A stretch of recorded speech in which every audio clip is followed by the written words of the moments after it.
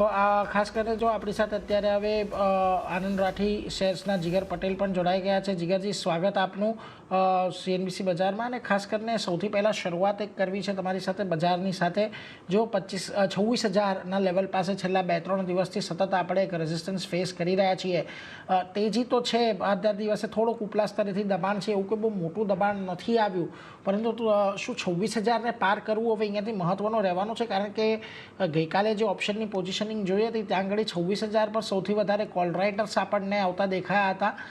તો હવે અહીંથી કઈ રીતે આગળ વધવું જોઈએ ખાસ કરીને બજારો? Very good morning Neerajsinh. નિફ્ટીની અંદર અગેન આપણે લાસ્ટ 3 દિવસથી જોઈએ તો મોટા મોટી એક ગેપઅપ નાના મોટા થાય છે, બટ એક રેન્જ જ છે 26,000 અને નીચેમાં 25,750.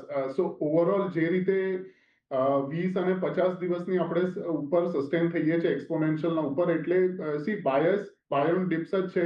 બટ મોટા મોટી અગર આજના પર્ટિક્યુલર સેશનની અગર વાત કરે તો મને રેન્જ બાઉન્ડ વધારે લાગે છે. નેગેટિવ ડેફિનેટલી થઈ શકે છે 50-60 પોઈન્ટ, બટ ઓવરઓલ જે રીતે જે એફઆઈસની પોઝિશન્સ થઈ છે છેલ્લા અગર આપણે 2-3 દિવસથી જોઈએ તો એમની બાઇંગ થોડી આવી છે. અને ઇવન ગઈકાલે જે રીતે પોઝિશન્સ હતી ઇન્ડેક્સમાં અપ્રોક્સિમેટ કઈ 2,000 કે 2,100ની ફિગર હતી બાઇંગની, પણ સ્ટોક ફ્યુચર્સમાં 1,300 કરોડ અપ્રોક્સિમેટ વેચ્યા છે. એટલે બંને બાજુ મોમેન્ટમ આપણને જોવા મળશે ઇન્ટ્રાડેમાં. એટલે ઇન્ટ્રાડેમાં લોએસ્ટ જે રેન્જ મને લાગે છે એ અરાઉન્ડ 25,900 અને 25,850 આ એક ઝોન છે જ્યાં અગર મળે છે તો ડેફિનેટલી આપણે બાય કરવું જોઈએ. બીકોઝ જે રીતે 15 મિનિટ અને 1 કલાકનું ચાર્ટ છે એની અંદર તો આપણે કન્ટિન્યુઅસલી હાઈ ફોર્મેશન થઈ રહ્યું છે, એટલે નીચેના લેવલ્સથી બાઇંગ કરવાની સલાહ રહેશે. 25,850 અગર મળે છે તો ડેફિનેટલી બાય છે.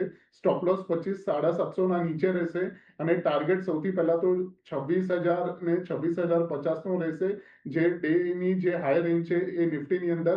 વેરેઝ બેંક નિફ્ટી અગર આપણે જોઈએ તો બેંક નિફ્ટીમાં ડેલી ચાર્ટ ઉપર એવું કંઈ આપણાને ખાસ દેખાતું નથી, અનલેસ અન્ટિલ આપણે છેલ્લા 2 દિવસથી અગર જોઈએ તો મ્યુટેડ છે. અહીંયા પણ 60,800 ના લેવલ્સ અને કરન્ટલી અત્યારના 60,500 છે. એટલે દેર ઇઝ અ પોસિબિલિટી કે આપણે બેંક નિફ્ટીમાં જે ગેપઅપ ઓપનિંગ હતી અરાઉન્ડ 9 કે 10 ફેબ્રુઆરીની, ત્યાં આગળ આપણે એક ગેપ ક્લોઝ જોઈ શકીએ છીએ.